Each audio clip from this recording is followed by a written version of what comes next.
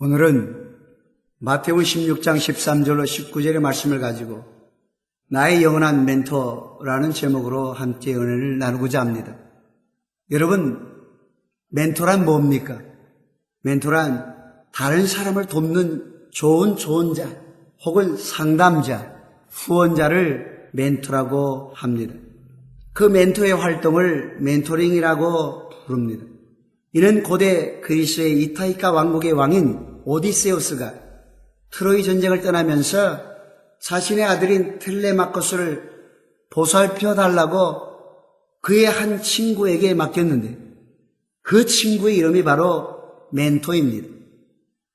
그는 오디세이가 돌아오기까지 텔레마코스의 친구로 혹은 선생님으로 혹은 상담자 때로는 아버지가 되어서 그를 잘 돌봐주었다고 합니다. 그 후로 멘토라는 그의 이름을 지혜와 신뢰, 한 사람의 인생을 이끌어주는 지도자라는 의미로 사용되었다고 합니다. 우리가 만나는 멘토 중에는 때로는 부모가 될 수도 있고 친구가 될 수도 있고 또 스승이 될 수도 있습니다. 아니면 직장 상사일 수도 있습니다. 우리 인생은 누구나 다 멘토가 필요하고 멘토가 하나씩은 있는 것입니다. 우리 인생은 어떤 멘토를 만나느냐에 따라서 그 인생이 크게 달라지는 것입니다. 여러분은 어떤 멘토가 여러분에게 있습니까? 저는 과거 한국에 있을 때 기도하는 한 멘토를 만났습니다. 그분은 20여 년 가까이 하나님께 홀로 기도로 씨름하는 목사님이신데 그분은 하나님의 큰 비전을 가지고 산기도 하다가 하나님의 성령에 붙들려서 나라와 민족을 위해서 기도하는 분이셨습니다. 저는 매주 목요일날 오후가 되면 그분이 계신 그 기도초소를 향해서 달려가가지고 그 산꼭대기에 올라가서 밤새도록 처리하며 기도했습니다. 우리는 거기서 기도만 한 것이 아니라 그 목사님으로부터 기도하는 사람의 자세와 그리스도인의 삶의 모습과 그리고 하나님 앞에 쓰임받게 하시는 어떤 삶을 살아야 되는지를 몸소 볼 수가 있었고 체험할 수가 있었고 그리고 그것이 나의 비전이 되었던 것입니다. 저는 이러한 목사님 같은 멘토가 있다면 하나님께서 2001년도에 내년 목회 스케줄을 위해서 기도원에 가가지고 기도하는데 하나님께서 저를 사로잡아 주셔서 존버늘이 성경 백독을 하고 감동을 받아 쓴 것이 철로 역정이요 그가 이 감동받은 말씀을 가지고 낮에는 땜쟁이 노릇하고 밤에는 천막교에서 하나님의 말씀을 전했더니 그 당시에 가장 영국에서 유명한 옥스퍼드 대학의 총장 존 오렌 박사가 존 버넌이 말씀을 전하는 그곳에 와서 무릎을 꿇고 말씀을 들었더니 영국의 황제가 옥스퍼드 대학의 총장 존 오렌 박사를 불러서 아니 어떻게 명문대학의 총장께서 초등학교도 나오지 못한 그 존 버넌의 천막교에 가서 무릎을 꿇고 하나님의 말씀을 들을 수 있습니까? 그랬더니 존 오렌 박사가 이 영국에서 가장 영성이 뛰어난 사람은 존 버넌입니다. 그는 작은 예수님입니다. 작은 예수께서 와서 하나님의 말씀을 전하는데 그것이 천막이든 내가 어찌 그것을 마다하고 그것에 가서 무릎을 꿇고 하나님의 말씀을 듣지 않겠습니까? 라고 했던 것입니다. 저는 그 말씀을 읽고 나서 야 존 버넌의 하나님 나의 하나님 나도 이제 하나님의 말씀을 나의 멘토로 삼겠습니다. 성령님이 나의 멘토가 되셔서 이제부터 하나님의 말씀 가운데 내가 성경을 집중적으로 백독을 하는 가운데 성령님이 나를 가르쳐 주시되 내 눈을 열어 보게 하시고 귀를 열어 듣게 하시고 마음을 열어 깨닫게 해주시되 다른 사람이 보지 못한 걸 보게 하시고 다른 사람이 듣지 못한 걸 듣게 하시고 다른 사람이 깨닫지 못한 걸 깨닫게 하시고 다른 사람이 전할 수 없는 것을 전하게 하시고 다른 사람이 행할 수 없는 일을 나사렛 예수 그리스도의 이름으로 행하는 목회자가 되게 도와주옵소서. 저는 그때부터 그런 비전을 가지고 지금까지 성경을 읽고 있는 것입니다. 그러므로 저에게는 산에서 만났던 그 목지는 목사님이 나의 기도의 멘토요 말씀이 나의 멘토요 성령님께서 나의 멘토가 되시는 것입니다. 우리 부부는 미국에 온 지 얼마 안 되어서 한 분을 만나게 되었는데 그분은 우리의 물질을 후원하는 멘토였습니다. 그분의 도움으로 4박 5일간 미국 서부 여행을 할 수 있었습니다. 우리에게 그분이 먼저 와서 미 서부 여행을 제안했고 여행 티켓을 끊어주었으며 여행에 필요한 모든 경비며 심지어 여행을 카메라로 담아올 수 있도록 캠코더까지 구입해 주었습니다. 마치 부모가 자녀를 멀리 보내는 심정으로 우리가 탄 버스가 출발하기까지 그 장소를 뜨지 않고 손을 흔들어 주었습니다.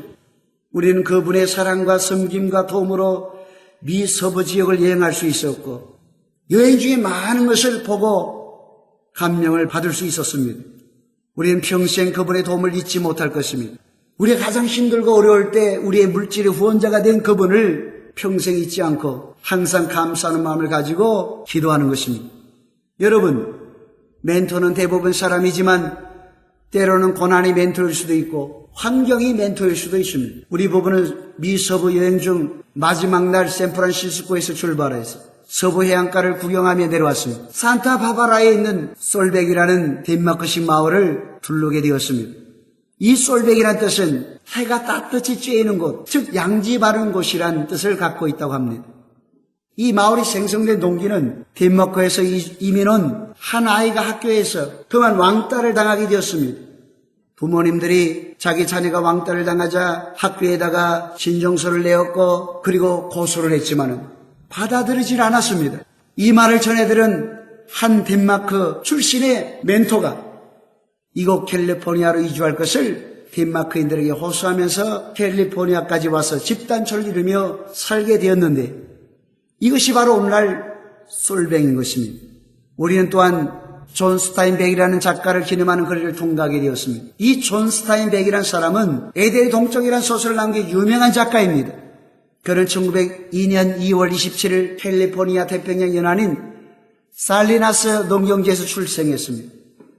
그의 아버지는 군청 직원이었고 어머니는 초등학교 교사 출신인데 이러한 어머니와 아버지 사이에서 태어난 존 스타인백은 살리나스의 풍요로운 자연 속에서 어머니의 영향을 받으며 독서에 열중하고 감수성이 풍부한 소년으로 성장했습니다.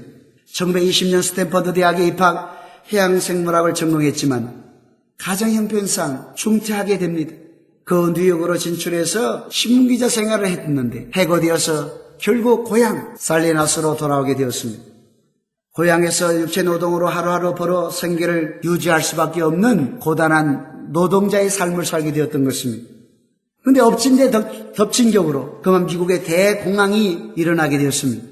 그나마 노동을 하면서 벌은 돈도 임금도 제대로 받지 못하게 되는 악순환을 겪게 됩니다. 이런 환경 가운데서 그는 글을 쓰게 되었습니다. 자신의 생활 체험을 기초로 작품을 쓰기 시작했습니다. 1929년 처녀작인 황금의 잔을 비롯해서 1939년 분노의 포도를 발표해서 당시에 역량 있는 작가로 인정받았고 퓰리처상을 받게 되었습니다. 1962년에는 불만의 겨울이란 작품으로 노벨 문학상을 수상하게 되었습니다.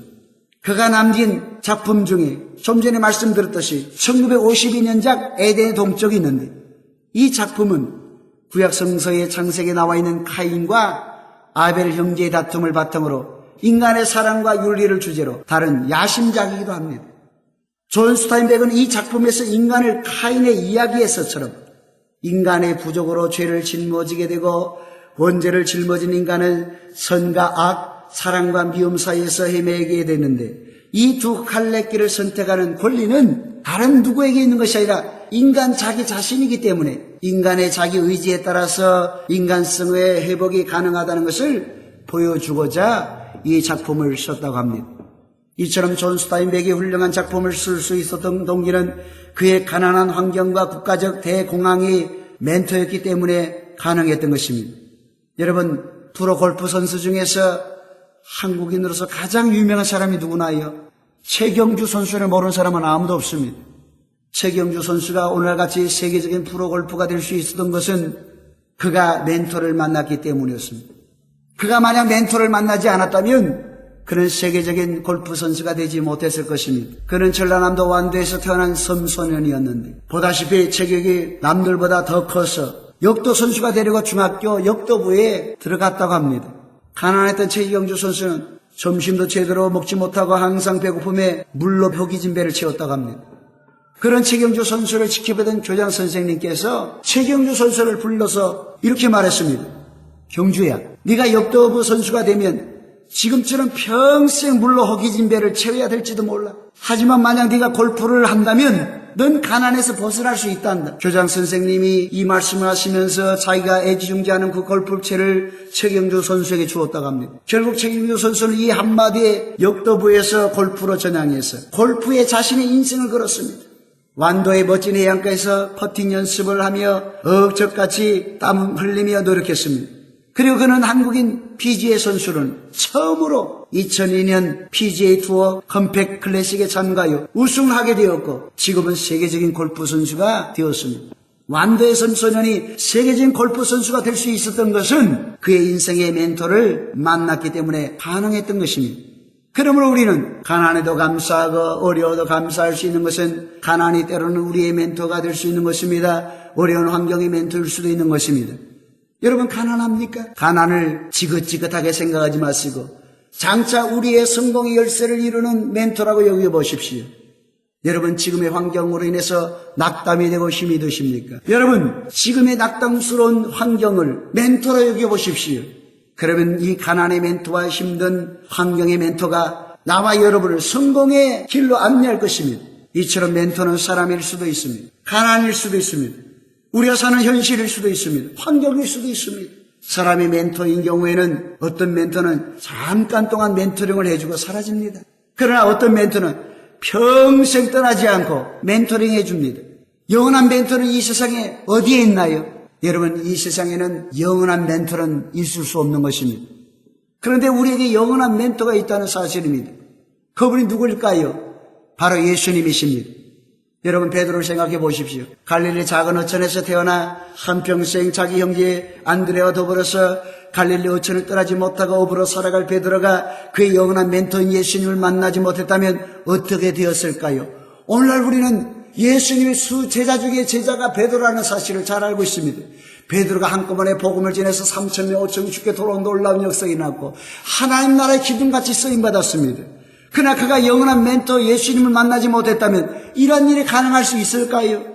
베드로가 가난한 어촌의 삶, 어부의 삶을 버리고 성공적인 삶을 살기 위해서는 내가 예수님을 만나야 되겠다. 그분을 나의 멘토로 삼아야 되겠다 라고 생각하고 멘토 대신 영원한 멘토이신 예수님을 찾아간 것이 아니었습니다. 오히려 베드로가 그냥 그 어촌에 묻혀서 갈릴리 바다에서 고기를 잡고 있을 때 주님이 찾아왔습니다. 그것도 베드로가 성공적인 삶을 살고 있을 때 베드로가 예수님께 찾아오신 것이 아니라 그가 실패했을 때, 고기를 잡지 못했을 때 주님이 찾아왔습니다.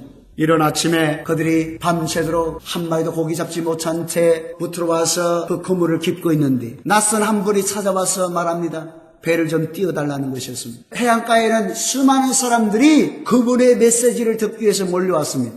말씀을 다 전하고 마치신 주님께서 갑자기 베드로를 향해서 말합니다. 깊은 데 가서 그물을 내어 던져라. 그랬더니 베드로가 뭐라고 말씀했습니까? 주여, 우리가 밤이 맞도록 수고하여 얻은 것이 없지만은 주님의 말씀에 순종하여 그물을 내리리이다 라고 고백하고 주님 말씀대로 깊은 데로 노를 지어서 가서 그물을 던졌습니다. 그랬더니 이게 웬일입니까? 그물을 끌어올리는데 묵직한 것이 느껴집니다.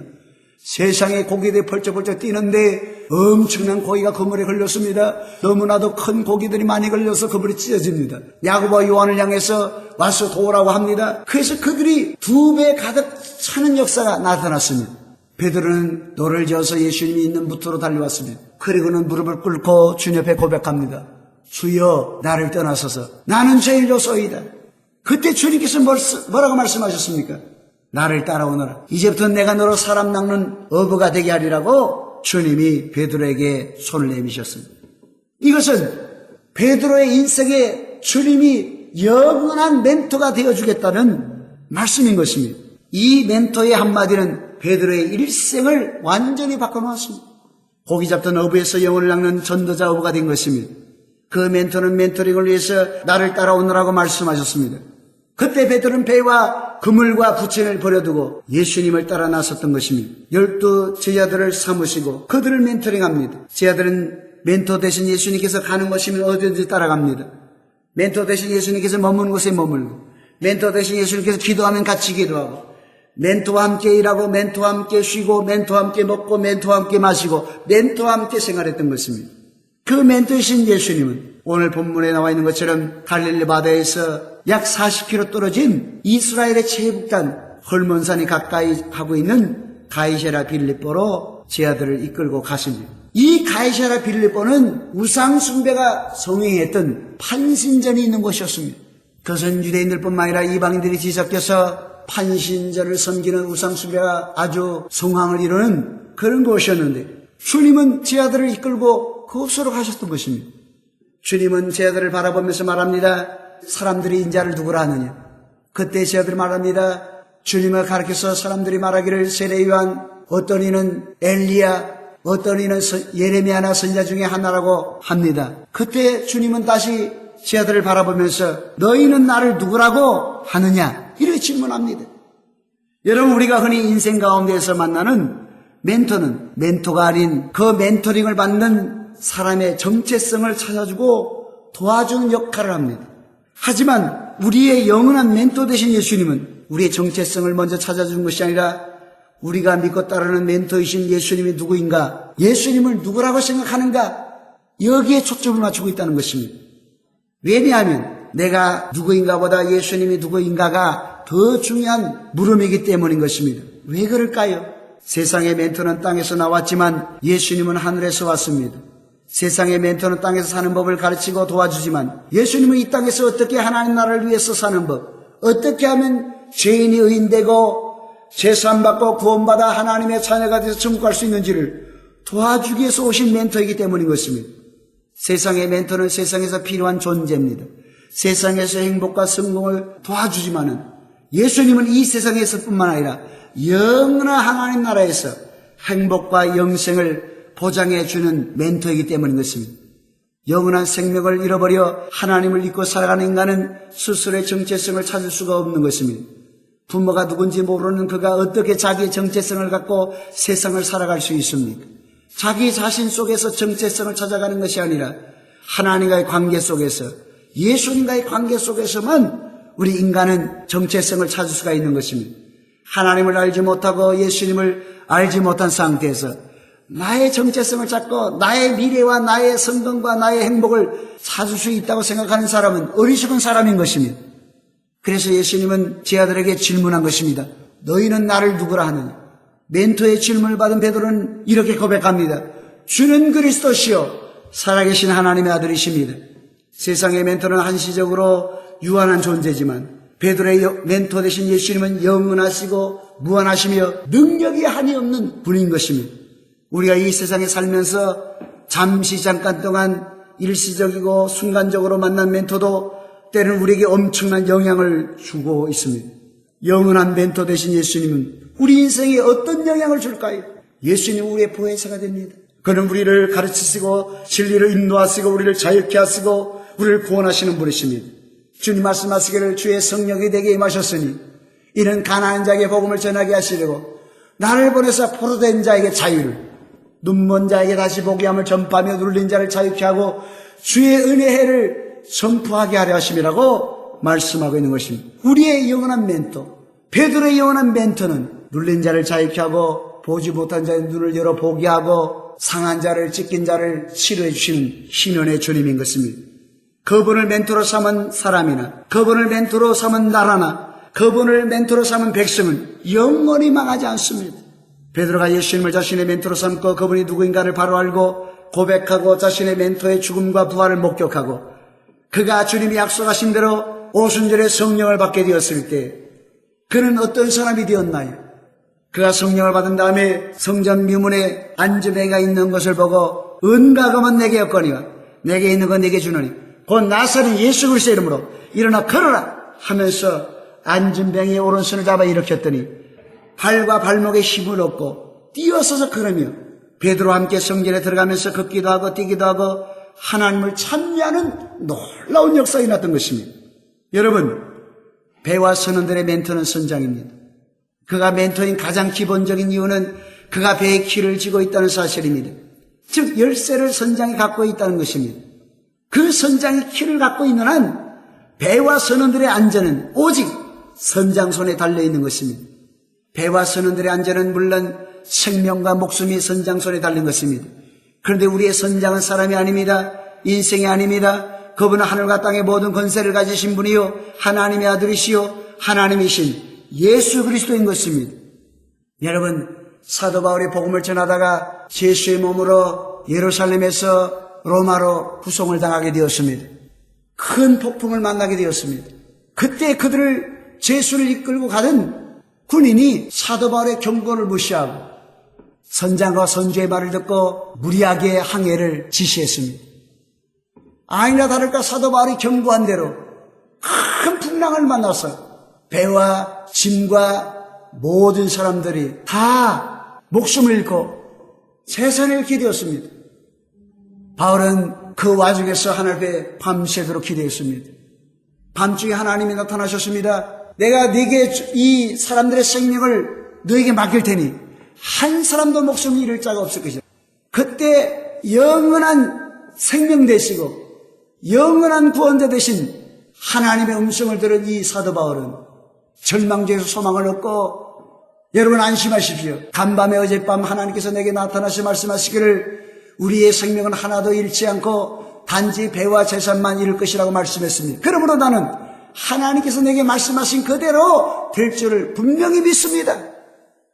여러분, 사도 바울이 이렇게 담대하게 외칠 수 있었던 것은 그의 영하신 하나님께서 그의 멘토가 되시고 지금까지 그를 실족하거나 넘어지지 않도록 책임져 주시고 하나님의 말씀은 분명히 그대로 성취되고 이루어졌기 때문인 것입니다. 사도 바울이 여러분 그러므로 안심하고 여러분 음식을 먹으십시오. 음식을 먹지 않으면 여러분들이 살 수가 없습니다. 라고 말하고 나서 그들에게 음식을 대접하면서 그러나서 배를 가볍게 하고 모든 걸 다 버린 다음에 하나님의 은혜로 그 풍랑에서 빠져나와 그들이 구사일생으로 살아나게 되었던 것입니다. 여러분, 이렇게 사도 바울의 인생을 영원히 떨어지지 않는 멘토가 바로 하나님이신 것입니다. 주님인 것입니다. 이처럼 예수님은 우리의 영원한 멘토가 되는 것입니다. 그분 앞에 맞설 인생은 하나도 없습니다. 그분 앞에 맞설 나라도 없습니다. 그분 앞에 어떤 영적 존재가 감히 그분 앞에 담대히 설 수가 있겠습니까? 그분은 왕이십니다. 그분이 우리에게 열쇠를 주셨습니다. 하늘과 땅을 움직일 수 있는 열쇠를 주셨습니다. 내가 천국 열쇠를 네게 주리니 네가 땅에서 무엇이든지 매면 하늘에서 매일 것이요 네가 땅에서 무엇이든지 풀면 하늘에서 풀리리라. 우리는 이 멘토의 도우심과 보호를 받고 그가 준 하늘과 땅을 움직일 수 있는 열쇠를 갖고 세상에서 마귀의 권세를 깨쳐버리고 마귀와 그 사자들에게 묶여있는 죄인들을 구원할 베드로처럼 우리도 그렇게 살 수가 있는 것입니다. 어떻게 하면요? 우리의 영원하신 멘토이신 예수님을 나의 멘토로 삼으면 가능하게 되는 것입니다. 여러분, 우리가 이 세상에서 사는 동안 멘토를 잘 만나면 최경주 같은 선수가 될 수 있습니다. 존 스타인백 같은 작가도 될 수 있습니다. 그러나 우리는 무엇보다 영원하신 멘토 되신 예수님을 만나야 합니다. 그분을 멘토로 삼아야 합니다. 마치 실패한 베드로에게 찾아오셔서 너는 나를 따라오너라. 내가 너로 사람 낚는 어부가 되게 하리라고 말씀하시며 베드로의 영원한 멘토가 되어주셨던 것처럼 주님은 지금도 수고하고 무거운 짐진 자들아 다 내게로 오라. 내가 너희를 쉬게 하리라고 말씀하시면서 지금도 멘토링을 받을 사람들을 찾고 있는 것입니다.